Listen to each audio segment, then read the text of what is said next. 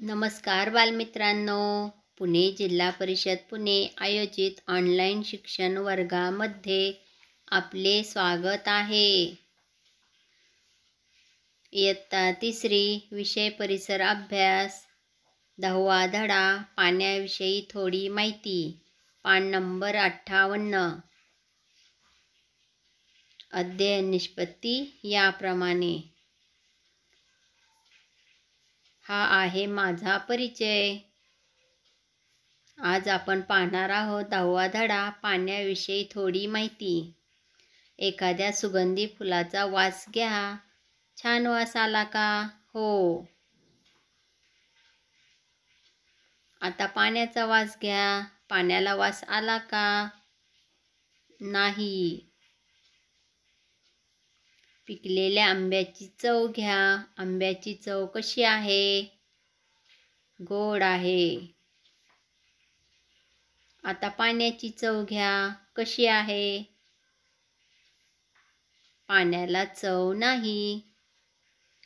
यावरून आपल्या असे लक्षात येते की शुद्ध पाण्याला रंग, वास आणि चव नसते. पारदर्शक पदार्थ. ज्या पदार्थातून पाहिले असता आरपार दिसते त्या पदार्थाला पारदर्शक पदार्थ म्हणतात. अपारदर्शक पदार्थ.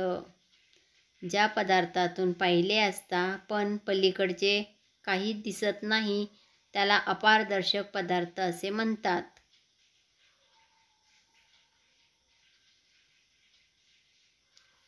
शुद्ध पाणी म्हणजे काय? रंग नसतो, वास नसतो, पारदर्शक असते, चव नसते. करून पहा बरं. एका स्टूलावर एक मेणबत्ती पेटवून ठेवा. ती एका पुठ्ठ्यातून बघा. तुम्हाला काय आढळून येईल? पुठ्ठ्यातून मेणबत्तीची ज्योत दिसत नाही.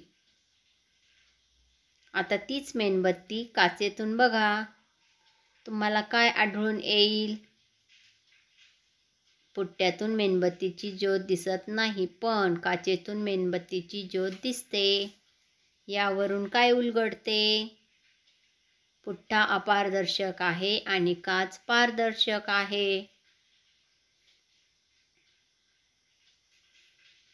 आता काचेच्या ग्लासमध्ये भरलेल्या पाण्यातून मेणबत्ती बघा.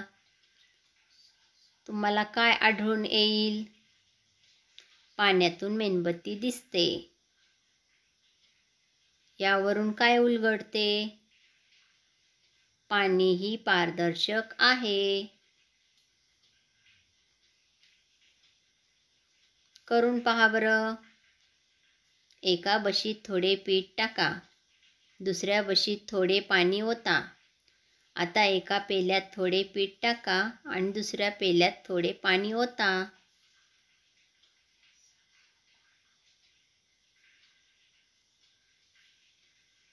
तुम्हाला काय आढळून येईल? बशीत आणि पेल्याच्या तळाशी पिठाचा ढीग तयार होतो. पाणी मात्र बशीचा किंवा पेल्याचा आकार घेते.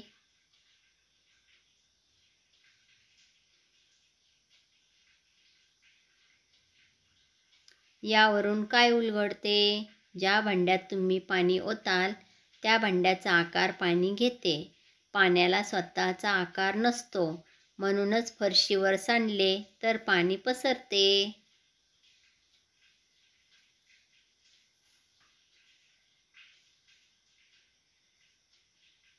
पाणी असेही असते. ज्या भांड्यात ठेवू त्या भांड्याचा आकार घेते.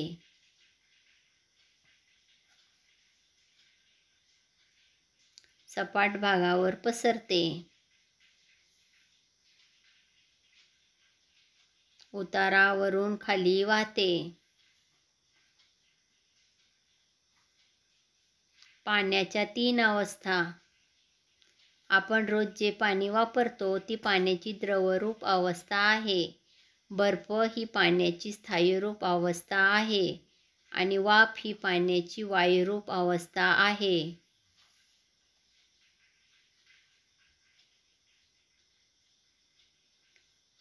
पाण्याच्या 3 अवस्था: स्थायूरूप, द्रवरूप, वायुरूप.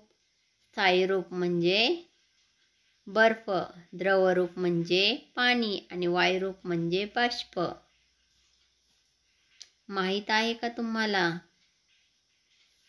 बर्फ तयार करण्यासाठी पाणी गोठवावे लागते. अनेकांकडे फ्रीज असतो, त्यामध्ये बर्फ तयार करता येतो. कारखान्यांमध्ये मोठ्या प्रमाणात बर्फ तयार होतो.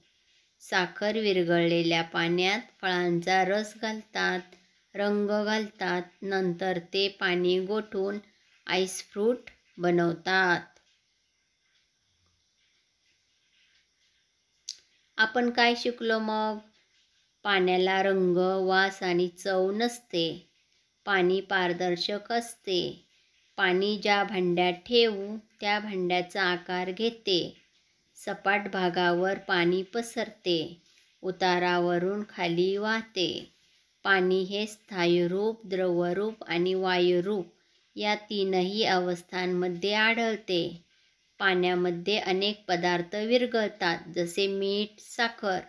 Thanks for watching video.